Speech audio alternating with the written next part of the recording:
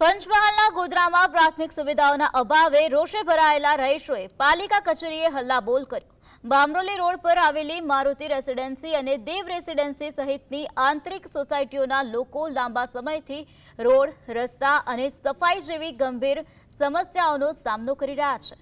ચૂંટણી સમયે મત માંગવા આવતા નેતાઓ દ્વારા સમસ્યાનું નિરાકરણ ન આવતા રહીશોમાં ભારે આક્રોશ જોવા મળ્યો।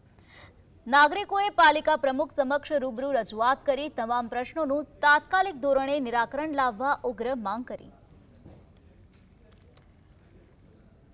છેલ્લા 2 વર્ષથી અમે બધા રહીશો 500,000નો ફાળો ઉઘરાવી અને આ રસ્તાનું સમારકામ કરાવ્યું છે। લાઇટની સ્ટ્રીટ લાઇટો પણ જાતે પોતાના સ્વખર્ચે અમે લાવીને કરીએ છીએ। જે માગણી લઈને અમે નગરપાલિકામાં આવ્યા છે કે અમારો રસ્તો વહેલી તકે બનવાનો શરૂ થાય અને તાત્કાલિક ધોરણે 1 થી 2 દિવસમાં અમારો જે રસ્તો છે એ રિપેરિંગ થાય, ડસ્ટ ગ્રીટ મેટલ નાખી જે કંઈ એનો રસ્તો કરે નિકાલ લાવે।